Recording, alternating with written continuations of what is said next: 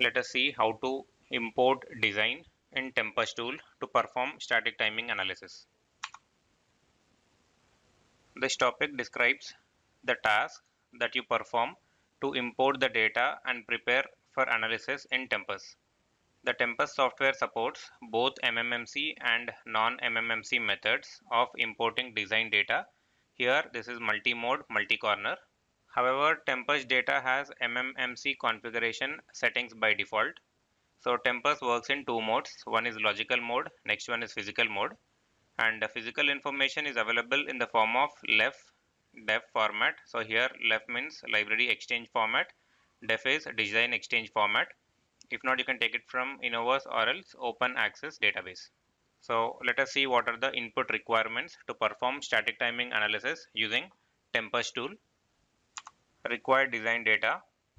First one is timing libraries, that is .libs. Next one is Verilog netlist.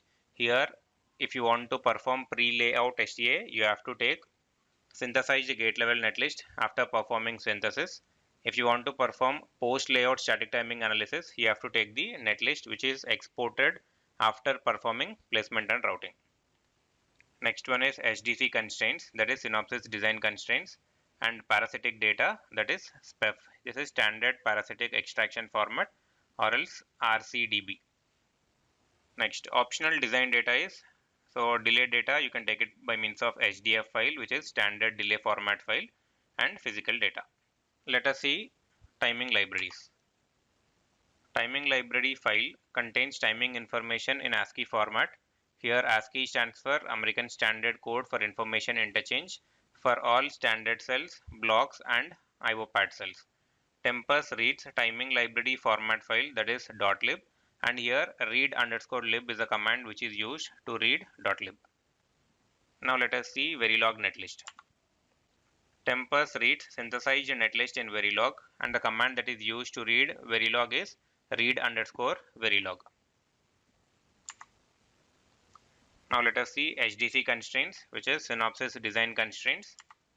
To ensure that your design meets the timing requirements, you must first specify the requirements by setting the constraints.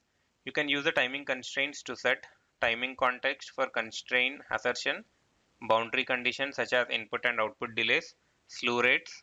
Next, path exceptions such as false path, path delays and cycle additions. Disable certain parts in the design. You can read the timing constraints using read_hdc command. So here read_hdc is a command which is used to read Synopsys design constraints. Next, parasitic data, SPEF. You can specify the parasitic data for more accurate timing analysis using SPEF. So here read_SPEF is a command which is used to read standard parasitic extraction format. The read_parasitics commands is used for reading SPEF and RCDB based RC parasitic informations and already created RCDBs in Tempus. So simply use read_SPEF to load SPEF into your tool. Next, delay data, which is called as HDF file. This is an optional input requirement. An HDF file contains details about the absolute delays of all cells and interconnects, including IR drop and crosstalk impact. It annotates user-specified delay information from the HDF file into the timing system. You can use this command, that is read_hdf command, to supply pre-calculated delays and timing check values from an external delay calculator or from a previous Tempus session. In Tempus, you can use read_hdf command to read in a HDF file, and then the timing analysis engine will use the delays annotated from this HDF file. Let's see about physical data. This is also an optional input requirement. In Tempus, you can read physical information such as placement, floor plan, and routing that you created using lef and def in Innovus. To read the physical data, this is the steps. You have to use this particular switch called as -physical_data parameter of the read design. So along with the read design, you have to mention this particular switch with either configuration file or Innovus file that you generated using Innovus. The read_def command after reading the left file, netlist and .lib. So these are the two methods. If not, you can use a read_lib followed by switch as -lef. Now let us see design import flow.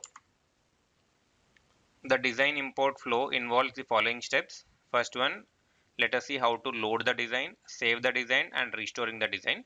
So we will perform the practical implementation of this also. So the design import flow in multi-mode, multi-corner mode is summarized below. So let's see that. So for loading logical data, these are the commands that you need to use. Read underscore view underscore definition. If not, read underscore Verilog, and you have to set the top module. So in your Verilog module, some module name will be there. So that you have to mention by using this particular command. Next, loading physical data. So physical data you can load by using these commands: read underscore lib followed by switch called as left. Read view definition, read Verilog, set top module, read design exchange format. Next one, loading open access physical data. So it is read underscore lib hyphen orf. Next one, read view definition, read Verilog, set top module. So simply you go through this particular slide on how to load the design. Similarly, in order to save the design, command is save design. Restoring means read design. I'll show you the practical implementation of this. So non-MMMC design import flow. So for loading logical data, these are the commands. For loading physical data, these are the commands. And for open access physical data, these are the commands. Next, for saving design, again save design. For restoring design, it is read design.